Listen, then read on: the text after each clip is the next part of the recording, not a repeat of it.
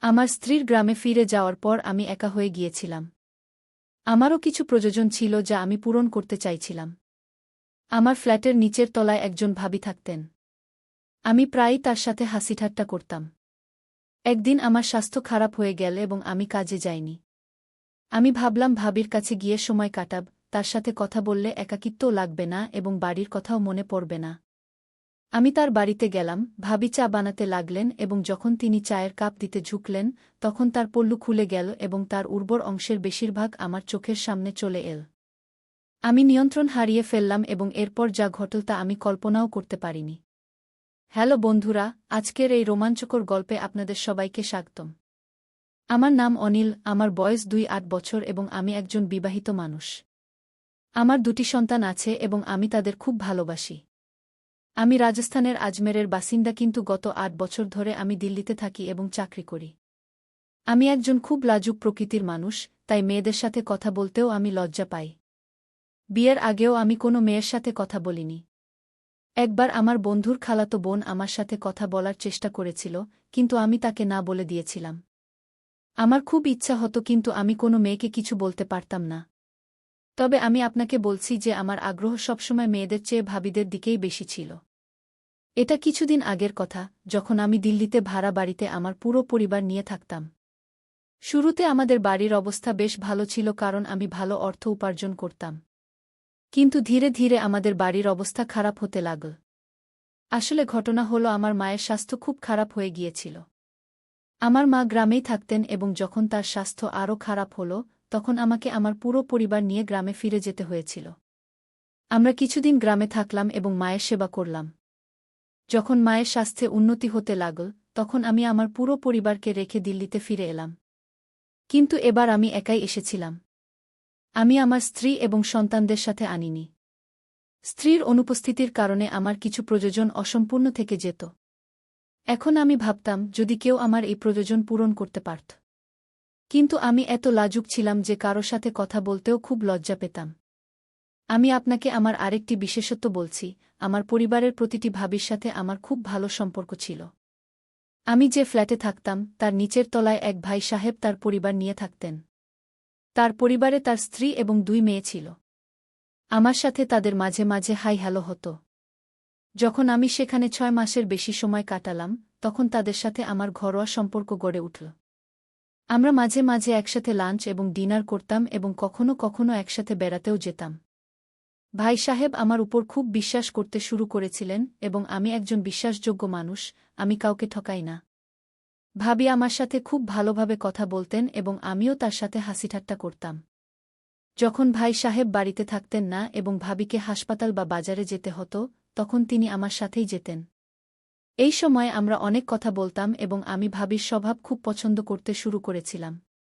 ভাবি যখনই বাড়িতে কিছু বিশেষ খাবার বানাতেন, তখন আমার জন্য পাঠাতেন। একবার আমার স্বাস্থ্য খারাপ হওয়ায় আমি কাজে যাইনি। ভাবির ২ মেয়ে স্কুলে চলে গিয়েছিল এবং ভাই সাহেবও অফিসে চলে গিয়েছিলেন। আমি আমার রুমে একা ছিলাম। কিন্তু যখন সবাই চলে গেল, তখন আমি ভাবলাম ভাবির কাছে গিয়ে সময় কাটাব, তার সাথে কিছুক্ষণ কথা বললে আমার মন ভালো হয়ে যাবে এবং বাড়ির কথাও মনে পড়বে না। যখন আমি ভাবির কাছে গেলাম, তখন তিনি রান্নাঘরে কাজ করছিলেন। আমাকে দেখে তিনি বললেন, "কি হয়েছে অনিলজি, আজ আপনি কাজে যাননি?" আমি বললাম, "না ভাবি, আজ একটু স্বাস্থ্য খারাপ এবং বাড়ির খুব মনে পড়ছে। অনেক দিন হয়ে গেছে আমি আমার সন্তানদের দেখিনি এবং আমার স্ত্রী রাধাকেও দেখিনি।" আমি ভাবির সাথে কোনো ধরনের কথা বলতে লজ্জা পেতাম না, তাই আমি তাকে বললাম, "ভাবি, আপনি তো জানেন যে প্রত্যেক মানুষের একটা প্রয়োজন আছে এবং আমার স্ত্রীও অনেক দিন ধরে আমার কাছে নেই। কখনো কখনো মনে হয় উড়ে গিয়ে তার কাছে পৌঁছে যাই।" এত বলেই আমি হাসতে লাগলাম। তিনি বললেন, "আপনি ঠিক বলছেন দেবরজি, আমি বুঝতে পারছি আপনার কী অবস্থা হচ্ছে। আপনি কিছুক্ষণ এখানেই কি বসুন, আমি আপনার জন্য চা বানিয়ে নিয়ে আসি। চা খেলে আপনার একটু ভাল লাগবে কি?" এ কথা বলে ভাবি চা বানাতে লাগলেন। আমি ভাবিকে দেখছিলাম, তিনি খুব স্নেহে আমার জন্য চা বানাচ্ছিলেন। কিছুক্ষণ পর তিনি কিছু নিতে নিচে ঝুঁকলেন, তখন তার পল্লু নিচে পড়ে গেল। সেই দৃশ্য খুবই সুন্দর ছিল, আর তা দেখে আমার স্বাস্থ্য একটু একটু করে ভাল হতে লাগল। তার গৌর শরীরের বেশিরভাগ অংশ বাইরে দেখা যাচ্ছিল। আমার দৃষ্টি এক জায়গায় আটকে গেল। ঠিক তখনই ভাবির নজর আমার উপর পড়ল এবং তিনি বললেন, কি হয়েছে দেবরজি? আমি কিছু বলতে পারলাম না এবং আমার দৃষ্টি নিচে নামিয়ে নিলাম। তখন ভাবি বললেন, দেবরজি, আমার মনে হয় তোমার চায়ের নয়, দুধের বেশি দরকার। দুধ খাবে? আমি বললাম, হ্যাঁ ভাবি, তুমি যা দেবে তাই খাব। তখন ভাবি হালকা করে হাসলেন এবং নিজের কাজে লেগে গেলেন। ভাবি কাজ করছিলেন বলে মনে হলেও তার পুরো মনোযোগ ছিল আমার প্রতিটি নড়াচড়ায়। তখন আমার দৃষ্টির ভাব বুঝে সে মনে মনে খুশি হচ্ছিল। ভাবি বুঝে গিয়েছিলেন আমি কি চাই, আর সেটা নিয়েও তিনি খুশি হচ্ছিলেন। কিছুক্ষণ পর ভাবি আমার জন্য দুধ নিয়ে এলেন এবং আমাকে বললেন, এটি নিন, পান করুন। আমি বললাম, আপনি যদি পান করান তাহলে অবশ্যই পান করব। ভাবি কথা শুনে আমরা দুজনেই হাসতে লাগলাম। ভাবি বললেন, আপনি খুব শয়তানি করছেন। আমি বললাম, আপনি যদি ভালো লাগে তাহলে আমি আরও শয়তানি করতে পারি।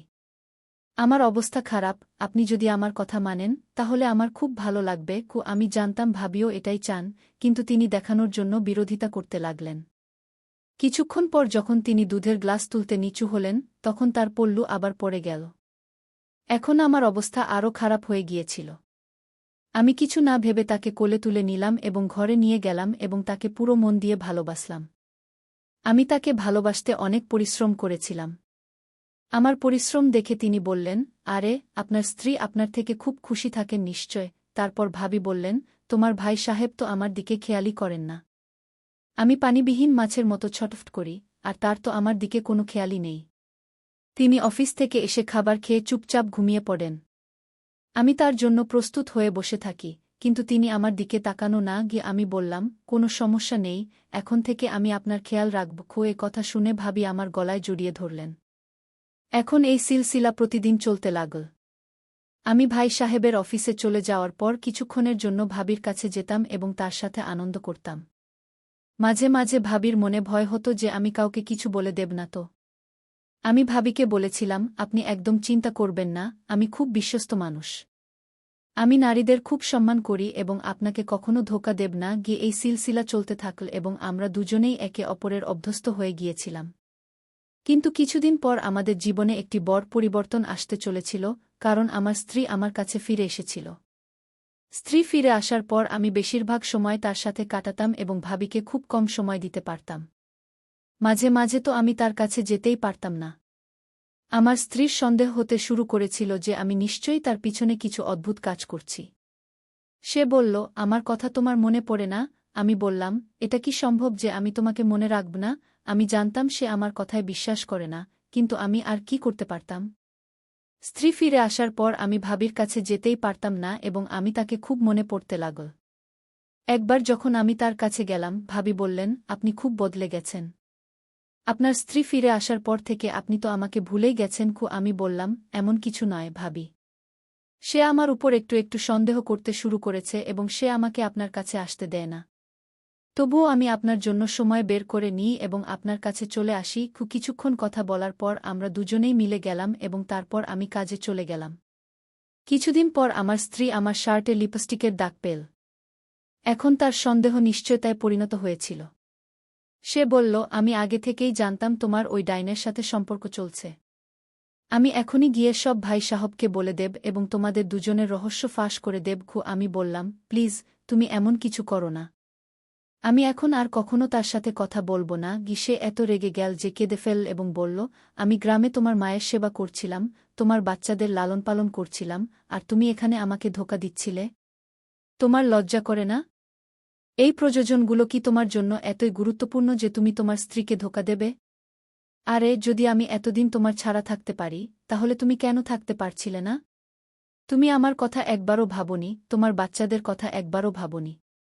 যদি এখনও তোমার ওই নারীর সাথে এতই ভালোবাসা থাকে, তাহলে তুমি আমাকে বলে দাও, আমি এখনই এই ঘর ছেড়ে চলে যাব এবং তোমার জীবনে আর কখনো ফিরব না। একজন নারী সবকিছু সহ্য করতে পারে, কিন্তু তার স্বামীর ভাগাভাগি সহ্য করতে পারে না। আমিও সহ্য করব না। যদি তোমাকে আমার সাথে থাকতে হয় তাহলে আমারই হয়ে থাকতে হবে। না হলে তুমি আমাকে বলে দাও, আমি গ্রামে চলে যাব এবং সেখানেই থেকে মায়ের সেবা করব। আমি বুঝে গিয়েছিলাম যে আমি আমার কিছু মুহূর্তের প্রয়োজনের জন্য আমার স্ত্রীর মন কষ্ট দিয়েছি। আমি তার কাছে ক্ষমা চাইলাম এবং বললাম, আগে থেকে আর কখনো এমন হবে না। তুমি কোথাও যেও না, আমার সাথে থাকো।